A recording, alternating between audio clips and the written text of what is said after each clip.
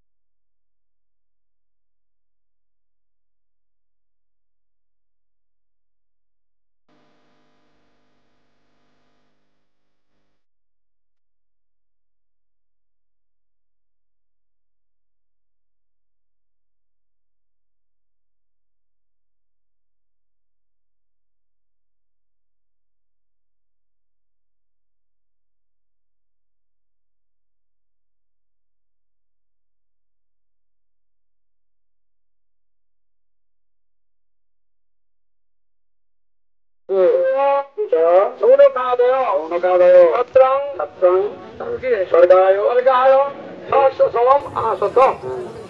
এটা ভাগবতের কথা আছে। এখন এইটা হচ্ছে চক্রতীর্থ।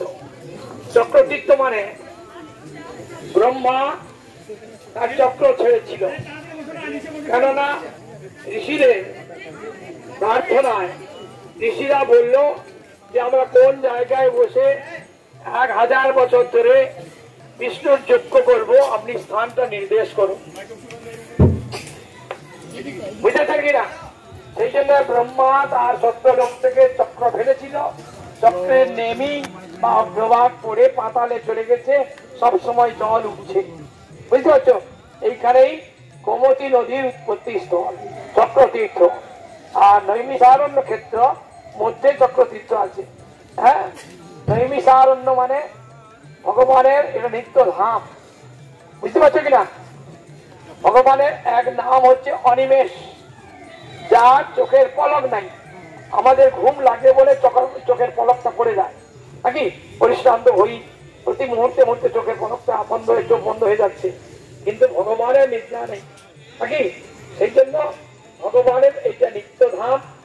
প্রথম আদি যুগ থেকে ছিল, যেমন ব্রহ্মা তার প্রথম পুত্র মনু শতরূপাকে এই স্থানে কি করেছিল না 1000 বছর ধরে তপস্যা করে বিষ্ণুর আরাধনা করে মানব সৃষ্টি করতে পাঠিয়েছিল। আমরা যাবো মনু তপস্যা স্থলী, ব্যাসগদ্দির পাশেই ব্যাসদেব স্বয়ং এসে এখানে ভাগবত রচনা করেছিলেন। পাশে আছে সুদ গদ্দি, সুদ গোস্বামী সুখদেব গোস্বামীর কাছ থেকে ভাগবত শুনে এসে তিনি রাজা ঋষিদের তিনি ভাগবত শুনিয়েছিলেন, পরমহংস টিলা বলে কর্তৃ বলা হয় আসন। সেই জন্য মুখ্য আর পঞ্চপাণ্ডবদের স্থান আছে ওখানে। হনুমান ঘড়ি পঞ্চপাণ্ডবরা তারা বৃক্ষ রূপে রয়েছে এই স্থানে। নৈমিষারণ্য হল ক্ষেত্র সৃষ্টির আদি থেকেই ছিল এবং ভগবানের নিত্যধাম।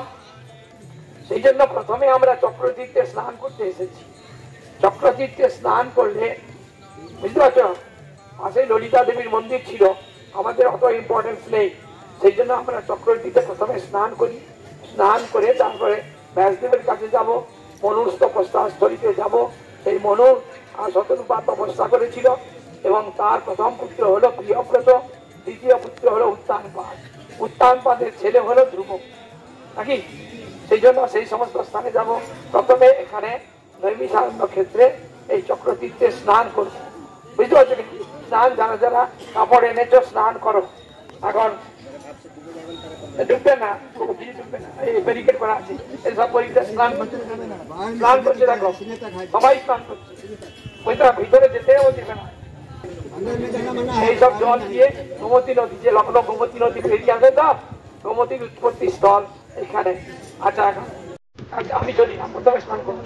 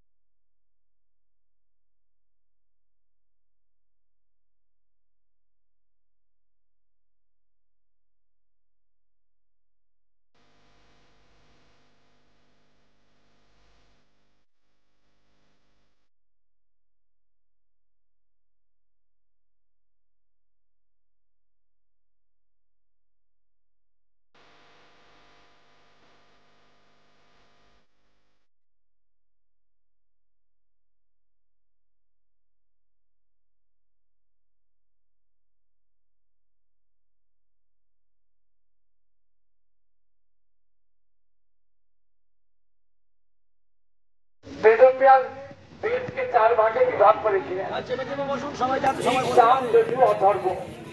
তারপরে 18টা পুরাণ রচনা করলেন, তাতে জীবের কল্যাণের জন্য বিভিন্ন অনুষ্ঠানের মাধ্যমে দেখালেন। কিন্তু ব্রহ্মবৈবর্ত পুরাণে যেমন বললেন, যেখানে শঙ্খধ্বনি হয় সেখানে লক্ষ্মী দেবী চিরস্থিরা থাকেন, কিন্তু স্ত্রী শূদ্র যদি শঙ্খধ্বনি করে লক্ষ্মী দেবী মহাভয়ে যান স্থানান্তর, এটাও বললেন। প্রকৃত পুরো অর্থটা কি? স্ত্রীদের শূদ্রদের মানা করেছে, এই জন্য শূদ্রদের যেমন সুচিতা নেই, আচার আচরণের ঠিক নেই, স্ত্রীদের মধ্যে অসুচিতা দোষ থাকে, সেই জন্য শঙ্করধ্বনি করতে একটু রেস্ট্রিক্টেড করে দিলেন, একটু মানা করে দিলেন। তাই বলে কি স্ত্রী বা শূদ্ররা কি শঙ্করধ্বনি করতে পারবে না নাকি? কিন্তু জিনিসটা হচ্ছে কি, সেই জন্য যারা শঙ্করধ্বনি করতে পারে না বা স্ত্রী বা শূদ্ররা, তাদের হেরেছে, তাদের দুঃখ দেওয়ার জন্য এখন নিজেই বেদব্যাস ঋষি তিনি দুঃখিত হয়ে বদরিকাশ্রমে সরস্বতী নদীর তীরে স্নান করে পূর্বমুখী হয়ে তখন চিন্তা করছিলেন যে আমি জগতের কল্যাণের জন্য বেদকে 4 ভাগে বিভাগ করলাম। বেদ হচ্ছে ভগবানের মুখনিষ্ঠিত বাণী। 4টা শ্লোক মাত্র বলেছিলেন ব্রহ্মাকে লক্ষ্য করে, মাত্র 4টা শ্লোক বলেছিলেন বেদ। হ্যাঁ, সেই 4টা শ্লোক থেকে ধীরে ধীরে বেদব্যাস ঋষি তিনি জগতের জীবের বোঝার জন্য তিনি 4 ভাগে বিভাগ করলেন এবং কি করলেন, 18টা পুরাণ রচনা করেছিলেন। তথাপিও বেদব্যাস যখন শান্তি পাচ্ছেন না, তখনই তিনি চিন্তা করছেন আমি কেন নিজে দুঃখী, জগতের কল্যাণের জন্য এত কিছু সমস্ত শুভ কর্মের অনুষ্ঠান দিলাম, আমি কেন শান্তি পাচ্ছি না। যখন দুঃখ প্রকাশ করছিলেন, তখন নারদ ঋষি সেখানে আসলেন, বদরিকা আসলেন, বললেন আপনি বড় ভুল করেছেন। কি ভুল করেছেন না, আপনি কৃষ্ণ লীলা দর্শন করেছেন, অথচ কৃষ্ণের লীলাকে বিস্তার রূপে যেটা জীবের একমাত্র শ্রবণ কীর্তন করলে তার জীবের উদ্ধার হবে সেটা বলেন নাই। মহাভারতে বলেছেন বটে, কিন্তু দ্বারকা লীলাটা বিশেষ করে, দ্বারকাধীশ কৃষ্ণ তো শ্রীকৃষ্ণ নয়, তিনি হচ্ছেন দেবকী বসুদেবের পুত্র, তিনি কৃষ্ণ নন, তিনি বাসুদেব, তিনি নারায়ণ। কিন্তু যশোদানন্দন কৃষ্ণ, যার মাখন চুরি লীলা, যার গোচারণ লীলা, যিনি কি করেছিলেন না সমস্ত সখাদের নিয়ে গোচারণ করেছিলেন, তিনি ডাঙ্গুড়ি খেলেছিলেন, যিনি রাধা ললিতা বিশাখা চন্দ্রা এদের নিয়ে রাস করেছিলেন, যশোদার কোলে বসে দুধ খেয়েছিলেন, এই স্বয়ং ব্রজেন্দ্র নন্দন কৃষ্ণ যার আবির্ভাব হয়েছিল যশোদার কোলে গোকুল মহাবনে, তার লীলা কথা তো আপনি বিস্তারিত বর্ণন করেন নাই। মহাভারতের মধ্যে আপনি দ্বারকাধীশ কৃষ্ণ বা মথুরেশ কৃষ্ণের কথা, বসুদেবের বেটার কথা বলেছেন। হ্যাঁ, কিন্তু তার দ্বারা কি হয়, মহাভারতের মধ্যে ধর্ম অর্থ কাম মোক্ষ পর্যন্ত বলেছেন। হ্যাঁ, মুক্তি পর্যন্ত অন্তিম দেখিয়েছেন, মুক্তিটাই টার্গেট জীবের, এটা দেখিয়েছেন।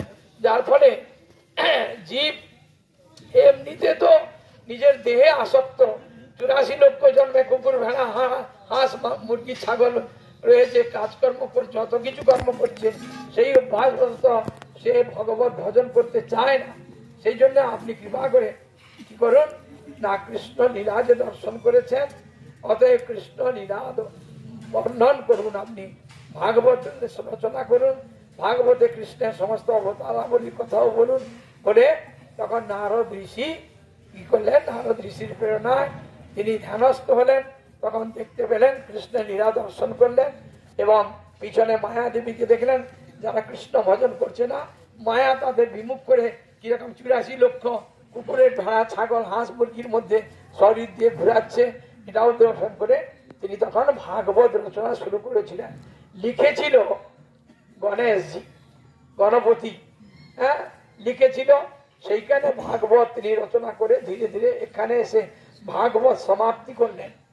সেই জন্য এই স্থানটি সেই 5000 কত সাল পূর্বের কাল, 5500 বছরের পুরানো এই অক্ষয় বট, অক্ষয় বট নৈমিষারণ্য আপনাদের কাছে বলেছি নাকি, ভগবানের নিত্য ধাম, ভগবান নিত্য এখানে লীলা করেন।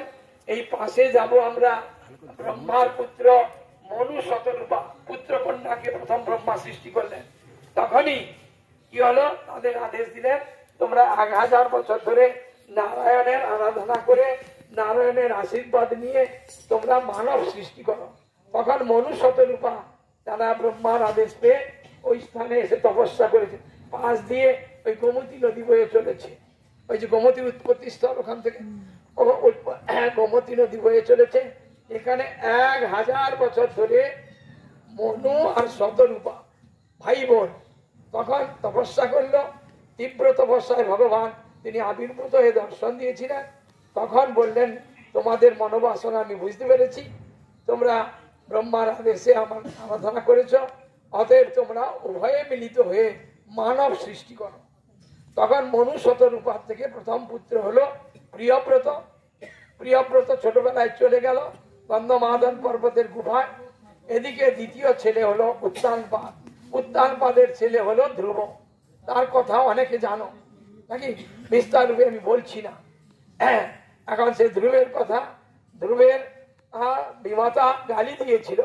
যখন ধ্রুবের বিমাতা সুরুচি তার পুত্র উত্তম, তার বাপের উত্তম মানে প্রথম বিয়ে করেছিল সুনীতিকে, আর দ্বিতীয় বিয়ে করলো সুরুচিকে। এখন সুনীতির পুত্র হচ্ছে গিয়ে ধ্রুব, আর সুরুচির পুত্র হচ্ছে উত্তম। একদিন উত্তম রাজা কোলে বসেছে, সিংহাসনে রাজা বসেছে, আর উত্তম বসেছে দেখে ধ্রুব এখন কি করছে, বাপের কোলে বসতে যাবে। তখনই সুরুচি ধমকি দিয়ে বলে, তোর মা পূর্বজন্মে ভগবানের আরাধনা করে নাই, যার ফলে তোর মা বড় রানী হয়েও, পাটরানী হয়েও এখন ঝাড়ু লাগাচ্ছে, বাসন মারছে, তখন পাটরানী হয়েও দাসী হয়েছে। আর আমি পূর্বজন্মে তপস্যা করেছিলাম বলে আমার ছেলে আমার গর্ভে জন্মগ্রহণ করে তার বাপের সিংহাসনের অধিকারী হয়েছে, তার কোলে বসেছে। যা, শতপুত্রা জননী সুকরি সমা বলেছিল। সুরুচি বলল, 100 পুত্রের জননী, কিন্তু যদি হরি বিমুখ হয় তাহলে তাকে শুকর বললো। শুকরের মতো কতগুলো, শুকরগুলো যেমন একসঙ্গে 10টা 20টা বাচ্চা পয়দা করে, দেখা যায় যেমন গান্ধারী 100টা পুত্র সন্তান জন্ম দিল, সবই কৃষ্ণ বিদ্বেষী হলো, হলো কিনা?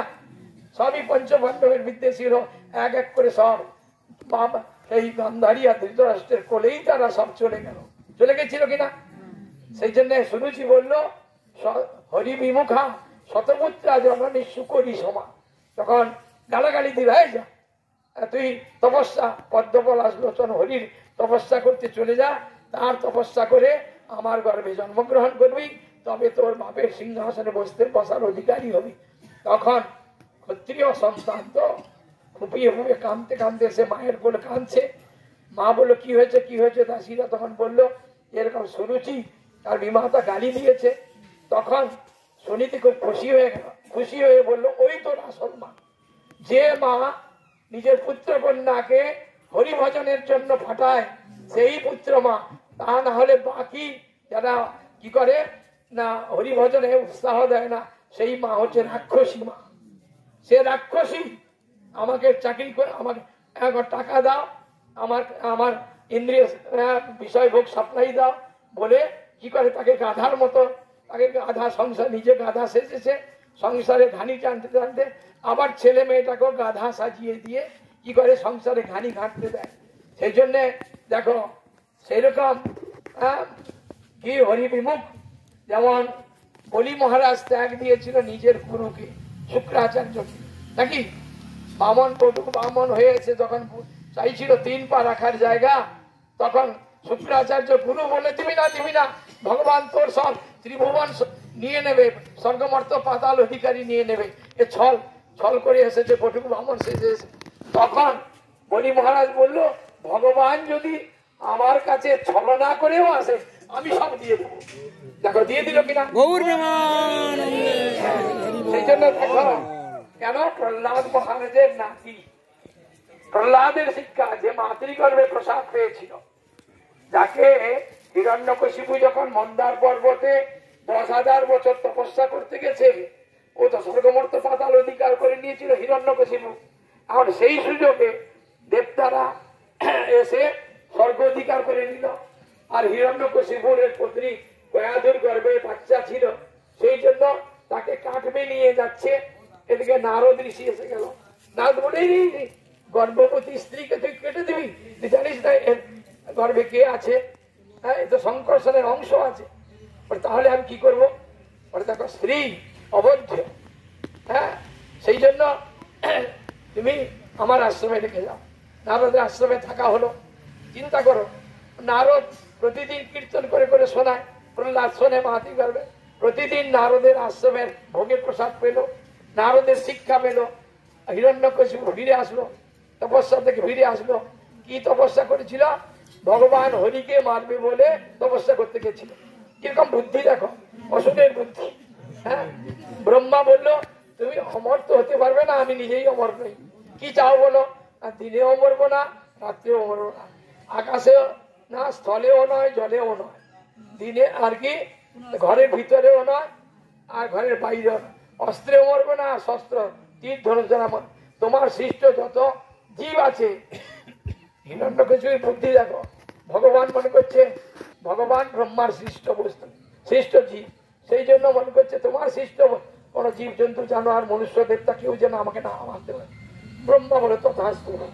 ব্যাস ফিরে আসলো, ফিরে এসে পুত্রকে নিল, পুত্রকে জিজ্ঞাসা করলো তখন যে বলতো এতদিন গুরুগৃহে শাস্ত্র শিক্ষা পেলি, এখন কি শাস্ত্রের সার শিক্ষা কি? তখন বললো প্রহ্লাদ কি বলেছিল, আমি সংস্কৃত শ্লোক বলছি না, হ্যাঁ, তৎসাধু মন্যে অসুরবর্জ্য দেহি নাম সদা সমুদ্বিগ্ন ধিয়ান অসৎ অবগ্রহাত হিত্বাত্মপাদম গৃহম অন্ধকূপম বনঙ্গত ধরিমাশ্রয়। বললেন এই সংসারটা হচ্ছে অসংস্কৃত কুয়া, এখানে পড়লেই নিচে অনেক অজগর সাপ অপেক্ষা করছে তোমাকে খাওয়ার জন্য, নাকি?